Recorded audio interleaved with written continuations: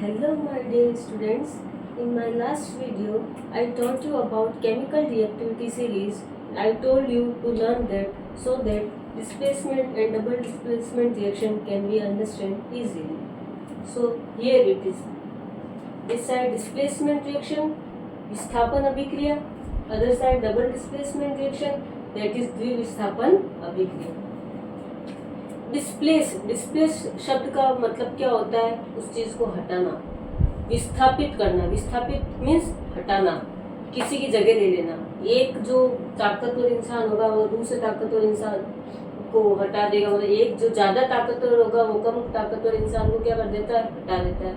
तो वो होता है विस्थापित करना. मतलब हायर रिएक्टिव एलिमेंट, जो भी हायर, हमने केमिकल रिएक्टिविटी सीरीज में देखा था, जो हायर रिएक्टिव एलिमेंट होता है वो डिस्प्लेस करता है या टेक्स प्लेस. किसकी प्लेस जगह ले लेगा? Lowest reactive element. किसके टाइम? जब रिएक्शन, जब भी कोई रिएक्शन होगी और जो हायर रिएक्टिव एलिमेंट होगा वो लोअर रिएक्टिव एलिमेंट को हटा देगा या उसकी जगह ले लेगा, तब हम उस रिएक्शन को क्या कहते हैं? Displacement reaction.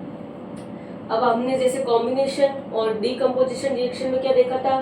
कॉम्बिनेशन में दो रिएक्टेंट थे लेकिन इधर की साइड में एक ही था, तब हम कहते हैं कॉम्बिनेशन रिएक्शन है. प्रिडिक्शन के लिए बता रही हूँ. डीकम्पोजिशन में हमने क्या देखा था? इधर एक होना चाहिए और इधर क्या होना चाहिए? दो. अब इसमें देखो दोनों तरफ ही दो दो है, रिएक्टेंट भी दो है, प्रोडक्ट भी दो है. तो ना ये कॉम्बिनेशन रिएक्शन है ना ये डीकम्पोजिशन रिएक्शन है. जब एमसीक्यू पूछा जाता है उसके लिए हम बता रही हूँ आपको. तो ये देखो, आप इसका एग्जाम्पल देखो. मेनली ये एग्जाम्पल पूछा जाता है एग्जाम में. अगर क्वेश्चन आएगा एग्जाम में तो ये आएगा question. Fe plus CuSO4 gives FeSO4 plus Cu.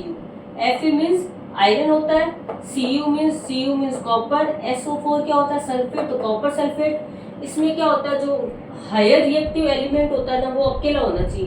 इधर देखो Fe, क्या ये इधर इसके पास कुछ लिखा हुआ है? नहीं लिखा हुआ इसके साथ में. ये केवल अकेला ही एक एलिमेंट है.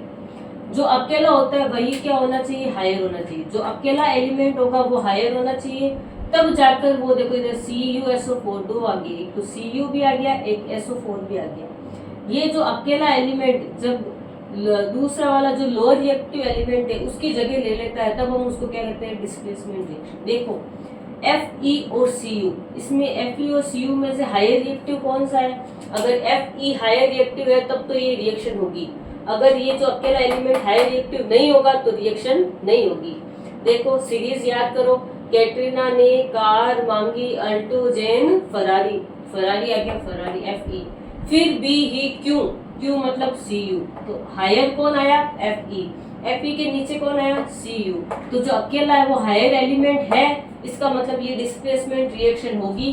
डिस्प्लेसमेंट रिएक्शन और डबल डिस्प्लेसमेंट रिएक्शन में अगर हमें डिफरेंशिएट करना है तो ध्यान रखना, डिस्प्लेसमेंट रिएक्शन में जो एक रिएक्टेंट होता है वो अकेला होता है और उसके जो पास वाला रिएक्टेंट होता है वो आयंस होते हैं. जैसे Cu है, उसके पास में कुछ ना कुछ जुड़ा होगा.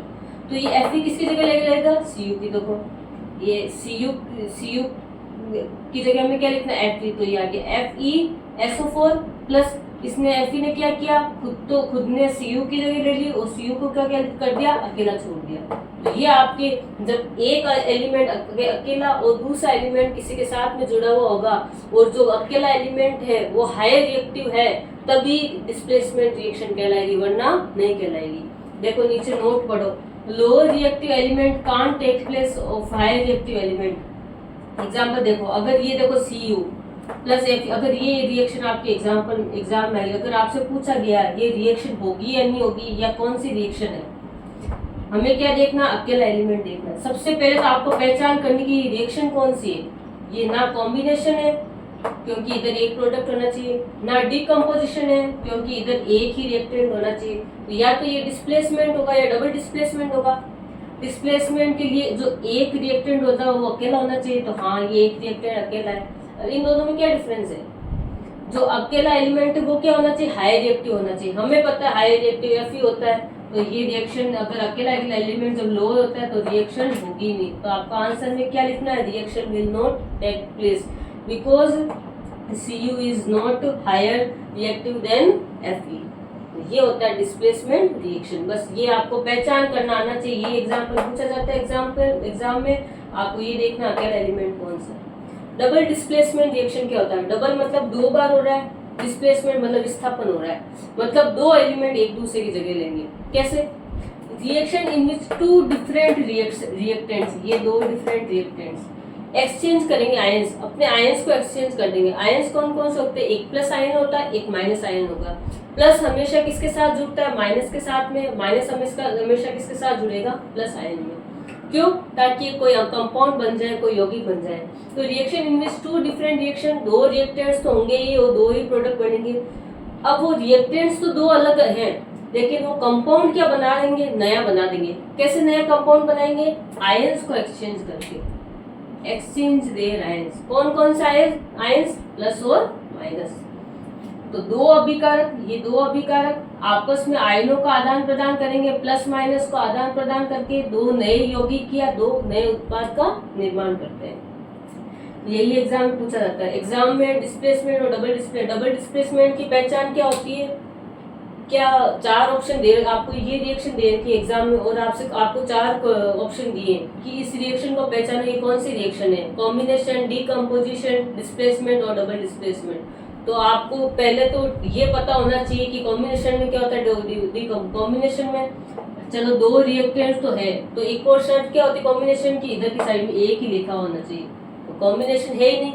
डीकम्पोजिशन में क्या होता है? लेफ्ट साइड में रिएक्टेंट एक होना चाहिए, क्या एक है? नहीं है, तो ये डीकम्पोजिशन भी नहीं होगी। डिस्प्लेसमेंट की शर्त क्या होती है? एक जो एलिमेंट जो डिस्प्लेस करता है, जो विस्थापित करता है, वो अकेला होना चाहिए। इधर देखो, क्या Na अकेला है? नहीं, इसके साथ SO4 है।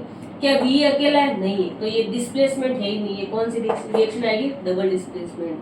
तो Na2SO4, Na मतलब सोडियम, SO4 मतलब सल्फेट। ये जो 2 कैसे आया, ये आपको फॉर्मूला बनाना जो 9th क्लास में बताया था उसी से पता चलता है। BaCl2, Ba जो होता है वो बेरियम, Cl मतलब क्लोराइड, Na मतलब सोडियम, Cl क्लोरीन होता है। जब क्लोरीन किसी के साथ जुड़ जाता है तो वो क्लोराइड बन जाता है, बेरियम सल्फेट। ये रिएक्शन है। अब ये रिएक्शन बनी कैसे? आयन का आदान प्रदान कैसे हो? तो यहाँ देखो, इसको समझने के लिए ये तो रिएक्शन आपको पता होनी चाहिए ये कैसा आया। जैसे ये Na2SO4 एक अलग रिएक्टेंट है, सोडियम सल्फेट। ये बेरियम क्लोराइड एक अलग रिएक्टेंट है। इसने नया ही कंपाउंड बना दिया। इधर सोडियम के साथ में सल्फेट है, लेकिन नया कंपाउंड में सोडियम के साथ में क्या आ गया? क्लोराइड। इधर बेरियम के साथ में क्लोराइड है, लेकिन इधर नया कंपाउंड क्या आ गया? बेरियम के साथ में क्या जुड़ गया? सल्फेट जुड़ गया। तो ऐसे समझ लो कि इनके निकनेम बन गए। कैसे बने? ध्यान रखना। जैसे पहला रिएक्टेंट देखो, Na2SO4, Na एक अलग एलिमेंट है, SO4 एक अलग एलिमेंट है। जो फर्स्ट वाला जो एलिमेंट होता है उस पर हमेशा कौन सा साइन आता है? प्लस साइन आता है। और जो सेकंड वाला है उसके पास में जो भी जुड़ा होता है उस पर साइन कौन सा आता है? माइनस। तो पहले आप प्लस माइनस लगा दो बस। इधर दूसरा वाले रिएक्टेंट को देखो, Ba है, इधर Ba जो है इस पे कौन सा साइन आ जाएगा? प्लस, और Cl पे कौन सा साइन आ जाएगा? माइनस। तो आपको बस इतना ध्यान रखना है। अब क्या करना है? प्लस को माइनस के साथ में जोड़ना है। ये रिएक्टेंट से नया कंपाउंड कैसे बनेगा? जब ये दोनों रिएक्टेंट एक दूसरे के आयन एक्सचेंज करेंगे। इसका आयन एक्सचेंज करना मतलब इसका प्लस इसके माइनस के साथ में जुड़ जाना, इसका प्लस इसके माइनस के साथ में जुड़ जाना। और ध्यान रखना हमेशा जो नया कंपाउंड बनता है उसमें हमेशा पहले प्लस लिखा जाता है आयन, फिर माइनस लिखा जाता है। इधर देखो Na। अब आप बोलोगे मैम 2 क्यों नहीं लिखा? तो 2 नहीं लिखते हैं, आपको सिर्फ एलिमेंट का ही नाम लिखना है। एलिमेंट का सिंबल देखो, Na है, इसके ऊपर प्लस है तो हमने Na लिख दिया। इस प्लस को क्या करना है? इसके माइनस के साथ में जोड़ना है। इसका माइनस क्या है? Cl है। 2 नहीं लिखना है, सिर्फ एलिमेंट लिखना है। तो क्या बन गया? NaCl। पहला हो गया। अब देखो ये NaCl तो हो गया, अब क्या बच गया? SO4 बच गया और एक Ba बच गया। हमेशा किसको पहले लिखना? प्लस को। प्लस क्या है? Ba लिख दिया। माइनस क्या है? SO4 को ऐसा कैसे लिख दिया।